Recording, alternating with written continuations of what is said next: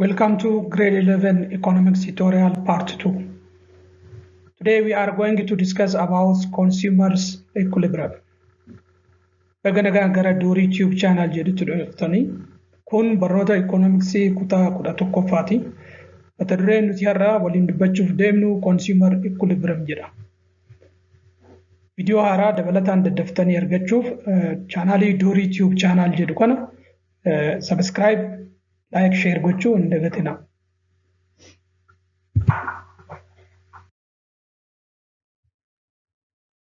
Last time we discussed that about the consumer equilibrium in case of one commodities. The consumer is said to be at equilibrium in case of one commodity if and only if the marginal utility of X is equal to price of X. In case of two commodity cases, the consumer is said to be at equilibrium if and only if the two condition is what? Fulfilled. The first one, the marginal utility of X over price of X is equal to marginal utility of Y over price of Y. The second condition, quantity of X times price of X plus quantity of Y times price of Y is equal to or less than what? Our income. In order to understand more about these equilibrium points, it is important to take some example. Let us assume an individual has 22 per and the consumer consumes two products, X and Y. The price of each commodity is given here. Price of X is 2 and the price of Y is 4.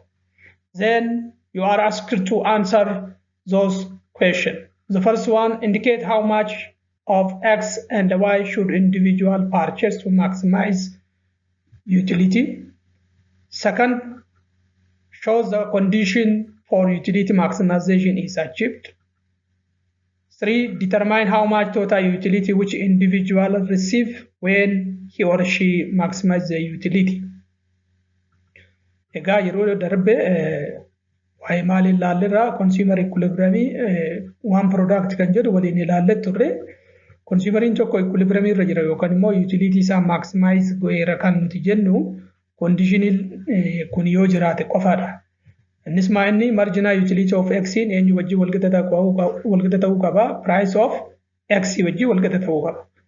Kun hin jiru taanaan consumeriin sun utility maximize gochaa jiru yookaan immoo condition of maal irra jiru equilibrium irra hin jiru jechuudha. Inni har'a ammoo inni two commodity case ilaalla jechuudha. Consumeriin kun product lama fayyadama X fi Y isa jedhu. Kanaaf consumeriin kun equilibrium irra jira yookaan immoo utility isa maximize godheera kan nuti jennu yoo maal ta'e conditionii lamaan kun guutamanii argamanidha. Inni jalqaba marginal utility of X over price of X eenyu wajjin walqixa, marginal utility of Y over price of Y wajjin walqixa ta'uu qaba. Conditionii lammaffaan quantity of X yoo baay'atu price of X yoo ida'amu quantity Y yoo baay'atu price Y waliin baay'istu walqixa yookaan irra xiqqaa galii keenyaa ta'uu qaba. Namni waan hin qabne hin baasu. Yoo xiqqaate baasiin keenya maal irra xiqqaachuu qaba? Galii keenya xiqqaachuu qaba jechuudha. Kanaaf fakkeenyota kana isaan kana seeraan hubachuuf mee fakkeenya fudhannee waliin haa ilaallu. Nama dhuunfaa tokkotu qarshii 22 qaba jedha. Innis namni dhuunfaan kun product lamatti yookaan bread and injera jedhamu kanatti fayyadamaanini. Gatiin X gatii Y kennamee jira. Gatiin X qarshii 2, gatiin Y qarshii 4. Kanarratti hundoofne gaafilee kana waliin deebisnaa jechuudha. Tokkoffaa X fi Y hammam bituu qabaanne? Qarshii kenname kanaan, gatii kenname kanaan hammam bituu qabaanne? Condition of equilibrium agarsiisi jedha isa kana. Criteriyaan kun guutuu isaa agarsiisi jedha. Inni sadaffaan immoo total utility barbaadisiniin jechaa jira. So in order to answer the above question, we understand this table. The quantity is given, the total utility is given, then it's easy to calculate the marginal utility and marginal utility over price. In order to get the marginal utility, use the marginal utility formula last time we discussed. The marginal utility formula is what? Marginal utility is equal to change of total utility over change of the quantity. Therefore, in order to get this column, we should have to subtract 6 from what? 6 from 0 over 1 minus 0. Then it is 6. 10 minus 6 over 2 minus 1 is 4. 12 minus 10 over 3 minus 2 it is 2. Yes, do in similar fashion for the rest one, you can get this column. In case of what? The marginal utility per price. So divide the marginal utility by the price of X. The marginal utility is already given here. Then divide by 2. 6 over 2, 3, 4 over 2, 2. 2 over 2 means 1. 0 over any number is 0. Again, do in similar fashion. And you can get this column. For the quantity, in case of quantity Y, it is given. Total utility is given. So how you can find the marginal utility? This column, 12 minus 0 over 1 minus 0, it is 12. 19 minus 12 over 2 minus 1, it is 7. 24 minus 19 over 3 minus 2, it is 5. Again, as do in similar fashion, and you can get what? This column. How you can get the last column? Divide the marginal utility by the price of Y. It is per 4. Therefore, 12 divided by 4, 3. 7 by 4, it is 1.75. 5 divided by 4, that's 1.5. 4 divided by 4, that's 1. 0 divided by 4, 0. Minus 2 divided by 4, negative 0.5. So you can find the marginal utility and the marginal utility per price just like this one. Quantity is in total utility is in daftanii maal gochuudha formula marginal utility kanaan dura waliin ilaalleessanitti fayyadamtanii kolomanii kana lamaan guutuu jechuudha. Ishii kana argachuun maal gootu marginal utility total utility irraa difference isaanii jechuudha. Total utility 6 here 6 0 irraa hir'istu irra jettaniin tokko hir'isu 0 jettu 6 10 irraa 6 irra 2 hir'isu tokko 4 ta'a.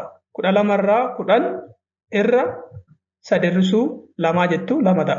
12 irraa 2 irra 4 hir'isu 3 jettu 0 ta'a. Ifuma kanaatiin hanafes hin hojjettu jechuudha. Kolomanii tan immoo akkamitti argattu? Marginal utility isa kana eenyuuf hirtuu gatii X itiif hirtuu jechuudha. Gatiin X meeqa 2.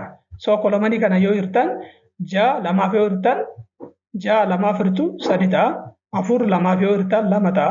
2 2 yoo hirtan 1 ta'a. Hanafe akkasumatti hojjettanii guutuu. Kan quantity wise akkasumatti hojjettu. Total utility isinii kennameera.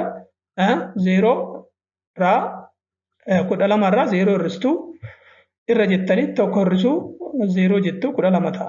19 irraa 12 irra jettanii 2 hir'isu tokko jettu meeqa ta'a 7. 24 irraa 19 hir'istu irra jettanii 3 hir'isu 2 jettu 5 ta'a. Hanafes akkasumatti hojjettanii guutu. Kan dhuma akkamitti argattu? Marginal utility asitti argattan kana eenyuuf hirtu? 4 hirtu gatii waayitiif hirtu jechuudha. 12 4 yoo hirtan 3 7 4 yoo hirtan isa kana isinii kenna 5 4 yoo hirtan 1.5 isinii kenna. Kanafe akkasumatti inni guutu jechuudha.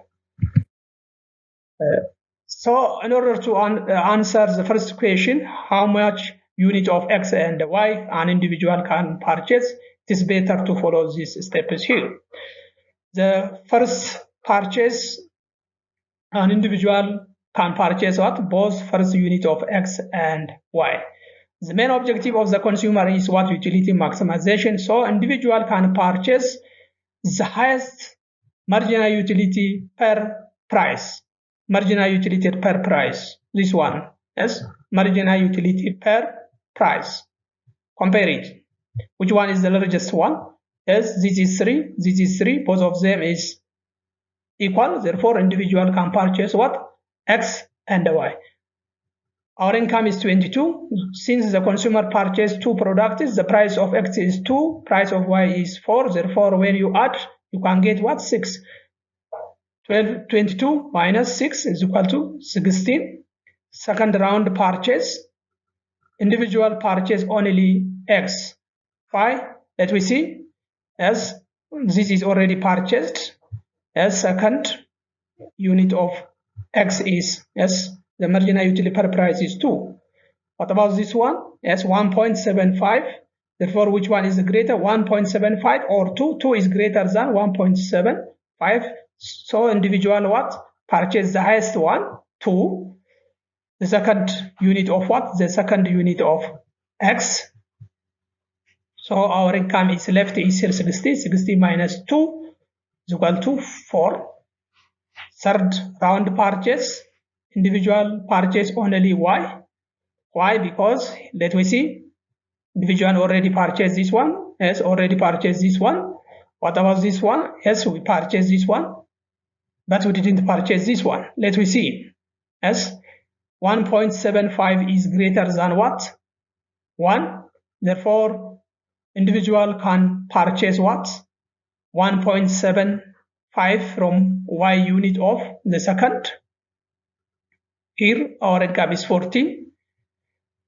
The left income is 40. 40 minus 4. As 4 is price of Y is equal to 10. Fourth round purchase, only third unit of Y. As individual already purchased this one, already this purchased. Yes. What about this one? We didn't purchase. Okay. We already purchased again. So we compare it later. This is not purchased. This is again not purchased. Which one is the greatest? As 1.5 is greater than 1. Therefore, individual purchase 3 unit of what? Yes, the third unit is of 1. That is 1.5. Our income is what? 10. 10 minus 4 is equal to 6. Fifth purchase. Okay. This is already purchased. Yes, we didn't purchase this one. Already purchased. Again, we didn't purchase this one. So individual can purchase what? Both of them, X and Y. The third unit of X and the fourth unit is of what? Y. So our income left is how many? 6. 6 minus S, 2 plus 4. Since the individual purchased 2 products, which is equal to 0. So an income of individual is becomes 0. He didn't go beyond this one. At third unit of X and fourth unit of Y, the marginal utility of X per price is equal to marginal utility of Y per price of Y is equal to this number. Therefore, let me see there. Marginal at what? At third unit. At third unit, marginal utility of what? X per price is, it is how many? Yes, at third unit it is 1. Again, at fourth unit of Y, at fourth unit it is 1. So 1 is equal to 1. Therefore, the consumer will be in equilibrium when he or she consumes 3 units of what? Commodity Y and 4 units of commodity X and Y, I mean. So, consumerin tokkoga equilibrium irra gaheera kan nuti jennuuni condition kana yoo guutu jenneerra. Kanaaf unity X meeqa fi Y meeqa bituu qaba kan jedhu step kana waliin ilaalla. Jalqaba irratti maal bita kan jedhu kaayyoon consumerii akkuma beeknu gammachuu isaa maal gochuudha? Ol kaasuudha. Kan gammachuu isaa ol kaasuuf immoo maal dorgomsiisee ilaala? Marginal utility irra price hanja'u ilaala. Asis kun maanni overiya iddoo kanatti sirreeffa'a.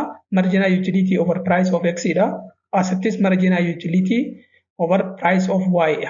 Kana lamaan dorgomsiistanii ilaaltu. Kamtu lakkoofsa guddaadha kan jedhudha jechuudha. Jara kana lamaan dorgomsiistanii ilaaltu ilaalame. Asitti yoo uftan kunis 3 jara lachuu wal gita. Kanaaf jara lachuu bite jechuudha. Both purchase jara lachuu hin bita. Galiin namichaa meeqa? 22. Gatiin productii meeqa? An X 2 kan Y 4 walitti hidhaatu irraa ristu galiirraa hamma ittiin bite jechuudha. 16 ta'anii marsaa lammaffaa immoo laaltu amma kan bituu qaba kan jedhu ni ilaalla. So sadi biteera asii sadi biteera ittaan immoo maal bituu qaba jara kana bituu qaba asitti lama inni kunoo meeqa tokko tuqaa torba shan kamtu caalaa kaayyoon konsuumarii yuutiliitii ol kaasuu waan ta'e lakkoofsa guddaa barbaada jenneerra kanaaf lama eenyu caalaa tokko tuqaa torba shanni caala waan ta'eef x yuunitii lamarraa bitataa jechuudha. 16 galiin keenya meeqa hafteen nu haftame 16 irraa lama maaliif hir'isne x qofa waan biteef 14 ta'a. Sadaffaa irratti maal bitaa s y qofa bita maaliif asii x biteera asiis biteerani iddoo kana y's bite asii hin binne tokko tuqaa torba shan hin bitamne bira darbuu hin qabu namichi kun bituu qaba ishii kana so asii yoo s tunis hin bitamne kanaaf tokkoo fi ishii tana wal dorgomsiistu kamtu caalaa tokko tuqaa torba shan tokko ni caalti waan ta'eef y bituu qaba namichi kun s second unity lama y irraa bitachuu qabaani jechuudha. Tokko tuqaa torba shan tana bitataanii y qofa. So incoming keenya meeqa jenneerra 14 nu hafe y qofa bite waan ta'eef 14 irraa 4 gatii y ti kuni meeqa ta'a 10 ta'a. Marsaa afuraffaa irratti maal bitaa ammas y qofa bita. Maaliif y qofa bitee ilaalla kanicha biteera sadi biteera lammaffaas biteera ishii tokko tana hin binne asii sadi bitee asii tokko tuqaa torba shan biteera tokko tuqaa shan hin binne ilaalla jechuudha. Kana lamaa wal dorgomsi tokkoo fi tokko tuqaa shan kamtu caala tokko tuqaa shantu caala. Kanaaf namichi kun maal bitaa y irraa yuunitii meeqaffaa sadaffaa bitataani jechuudhaani. Okay ammas galiin keenya hannu hafte meeqa qarshii 10 irraa meeqa hir'isna 4 gatii y hir'istu 6 dhumarratti marsaa shanaffaa irratti maal bitaa jara lachuu bita x sadii fi sadaffaa fi afuraffaa yuunitii afuraffaa bita jechuudha. X sadaffaa s kanarra biteera already isa kanas biteera kanan binne x irra y irraa kana biteera ishii tanas biteera ishii tanas bite ishii tanan binneeni kanaaf x irraa ishii tana bitaa y irraa immoo s yuunitii meeqaffaa yuunitii afuraffaa irraa ishii tana bitataani jechuudha. Okay galiin nu hafte meeqa 6 irraa gatii lamaan hir'istuu lamaa walitti hidhatan 6 irraa 6 duwwaa. Namichi kun maal godheera qarshii 22 galii isaa kana hundumaayyuu fixeera. Kana booda deemuu hin danda'u wanni ittiin bituu hin qabu waan ta'eef asuma irratti dhaaba bitu jechuudha.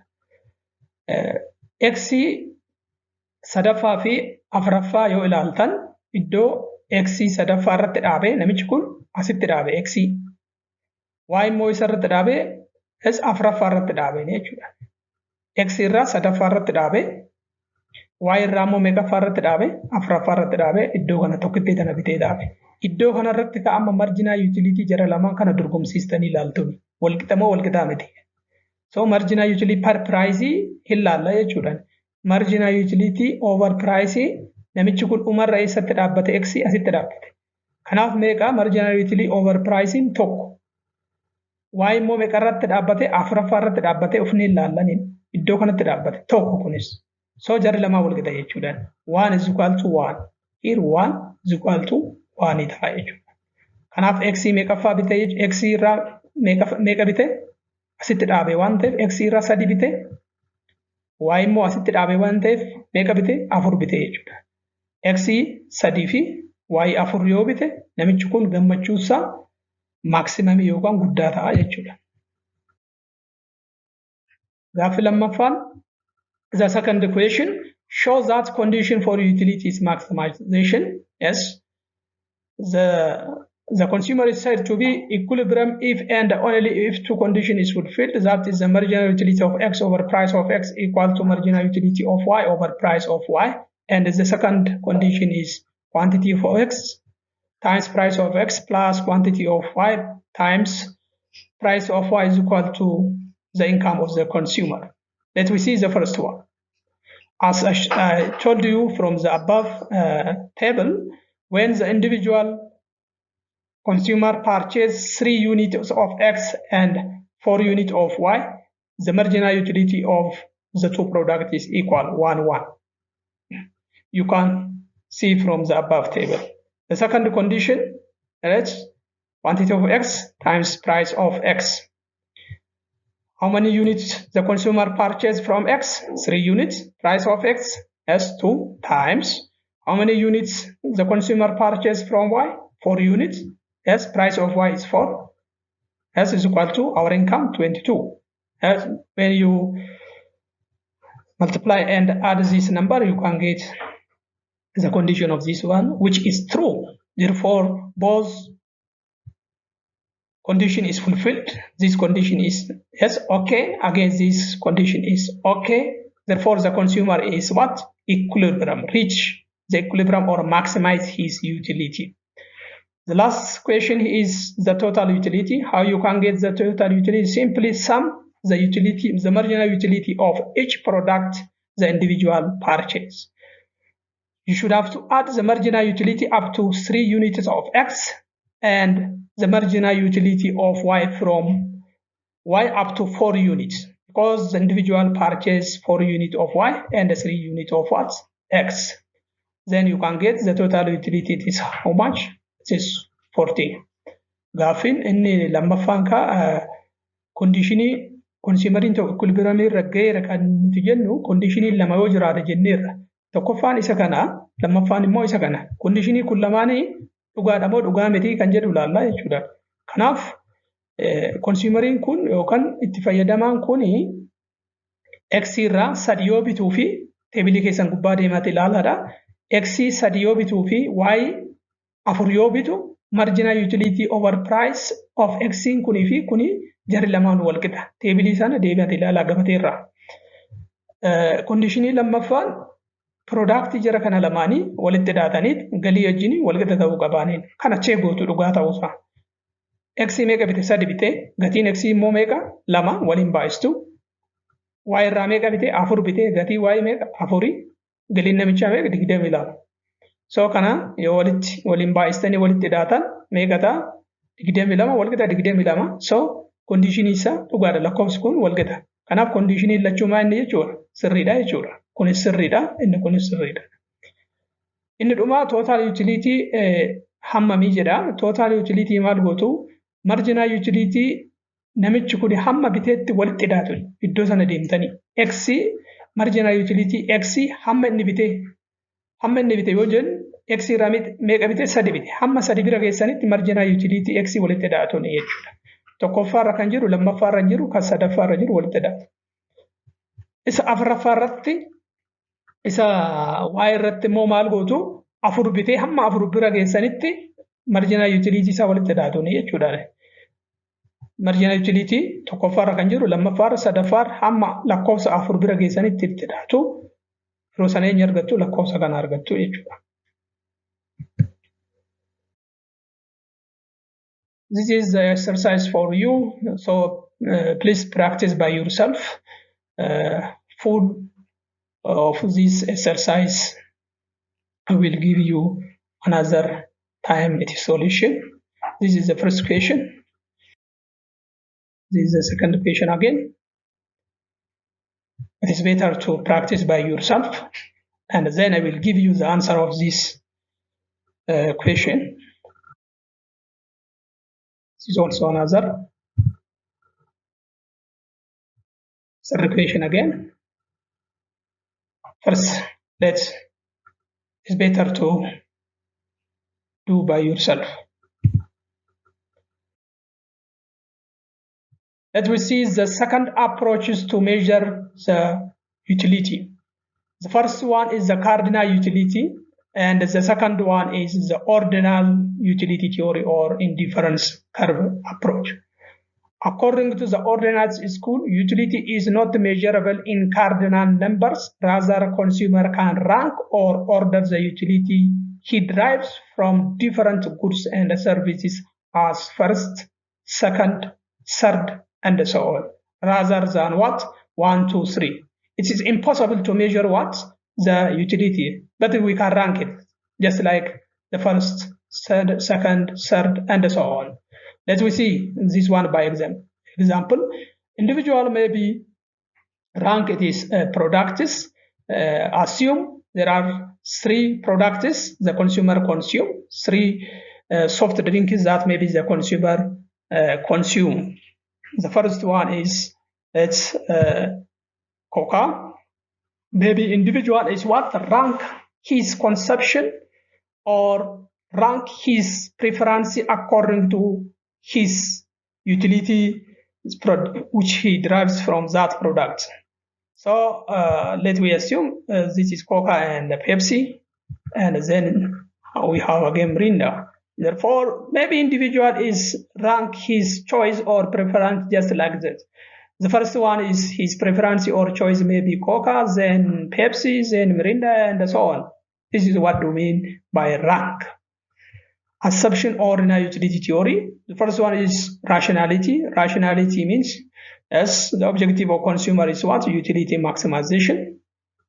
The second ordinality means that utility is not measurable. Diminishing marginal rate of substitution implies that the rate by which one commodity substitutes for another goes to diminishing or declining. Constancy of the choice.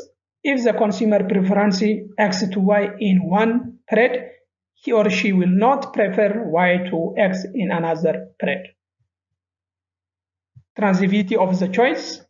If consumer prefer X to Y, B to Z, then he or she prefer as indirectly X to what? Z. That means let we assume A is equal to B, B is equal to C. In other words, C is equal to A. This is what we mean transitivity. Or let's the utility that individual gets from Coca is equal to the utility of what? Pepsi. And the utility of Pepsi is equal to the utility of what? Mirinda.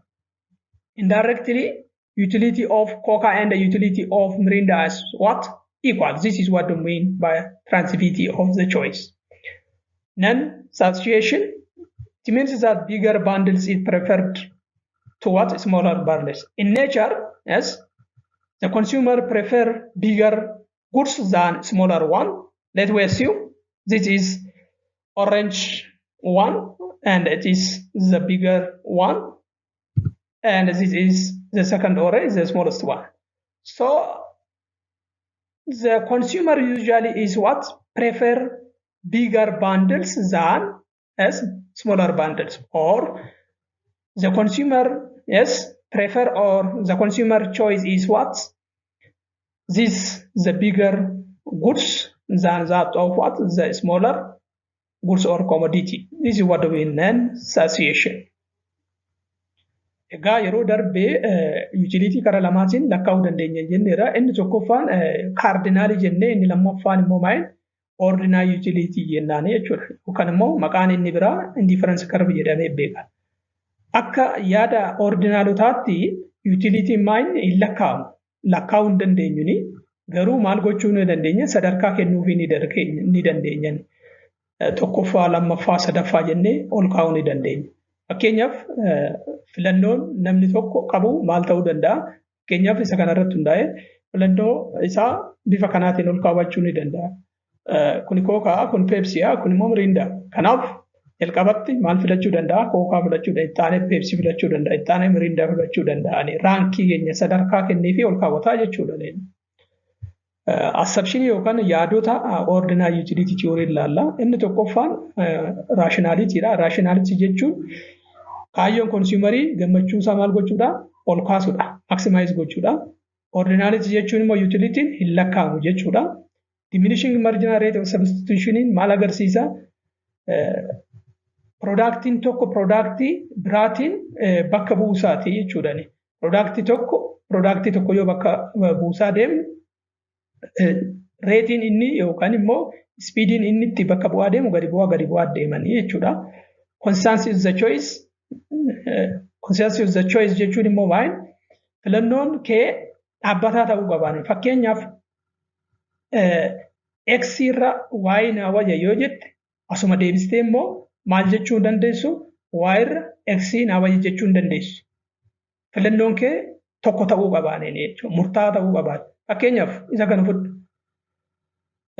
Kookaan peepsii irra naa caala yoo jettu asuma deebistee immoo peepsiin kookaa irra naa caala jechuu hin dandeessu al tokkoon yookaan kookaan peepsii irra naa caala jettee dhiisuu qabda yookaan immoo peepsiin kookaa irra naa caala jettee dhiisuu qabda malee al tokko kana jecha yoo ta'e yaada walitti bu'aa fidaa jechuudha. Association jechuun immoo wanti guddaan wanta xiqqaarra yeroo hunda ni filatamaa jedha. Wanti guddaan wanta xiqqaarra ni filatama. Namni uumamaan maal godhaa amma kun ammamaan burtukaana lafatti yoo ilaaltan ijji namaa karamitti deema isa guddaa ilaala jechuudha. Ishii xiqqoo ilaalame jechuudha. Isa guddaa kana ilaala. Filannoon keenya isa kana ta'a jechuudha.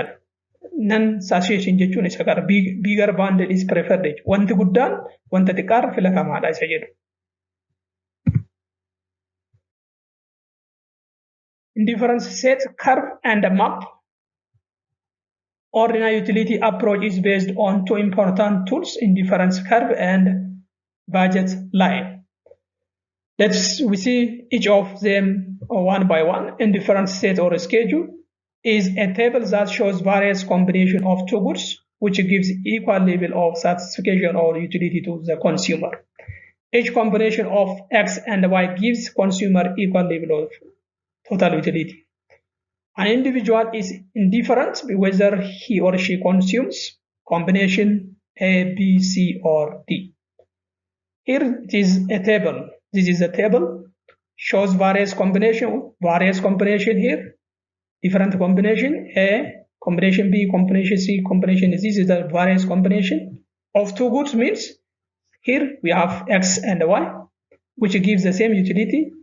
Individual can get the same utility at each point at A, B, C, D. Individual can get equal level of total utility because when we reduce the consumption of one commodity, when we reduce the consumption of this product, we can increase or substitute by this one. Therefore, the utility is what?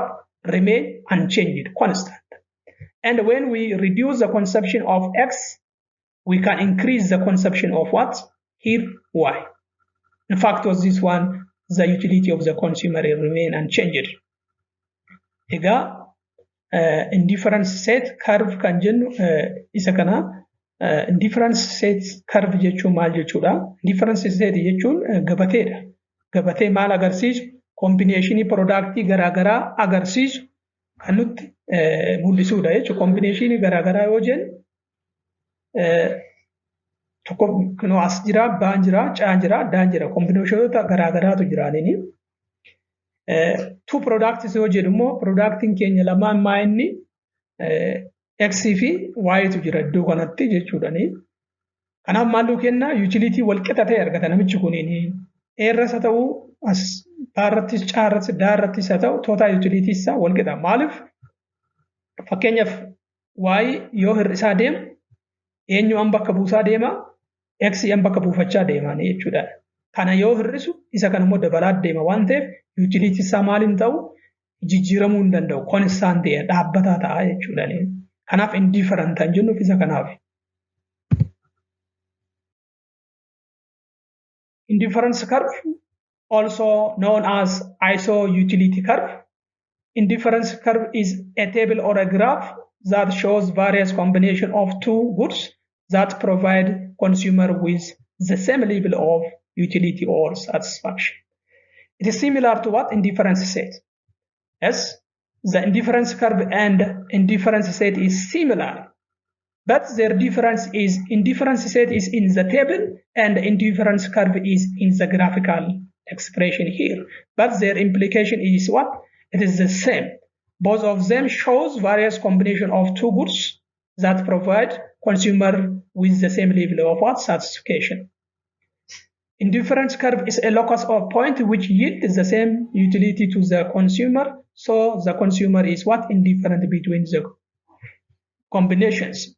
So at point A, B, C, D on indifference curve, the consumer can get what? The same utility, the same, similar utility. Individual can get on these curves. At point D, C, B, and A, individual can get total utility is what? It is the same. Because Where we decrease the consumption of what? Y, we can increase the consumption of what? X. Egaa indifference curve kan jennu yookaan maqaan inni biraa immoo isootility jedhamee beekama. Teebilii isa sila laalle sana teebilii sana kara giraafitti yoo jijjiirtan eenyu argattu? Indifference curve argattu jechuudha. Informationii teebilii duubatti laalle sana kara giraafitti yoo jijjiirtan gatii y eessarra gootu? Gatii y vertikaal irra go'aati, gatii x horizontaal irra go'aati. Teebilii sana karanatti yoo jijjiirtan giraafii kana arganna. Innis maal jedha? Indifference curve jedhama. Kanaaf indifference curve utility walqixa ta'e kennaafi jechuudha consumeridha. Iddoo fe'etti yoo ta'u combination A, B, C, D iddoo hundumattuu consumeriin kun maal argata? Utility walqixa ta'e argataani jechuudha.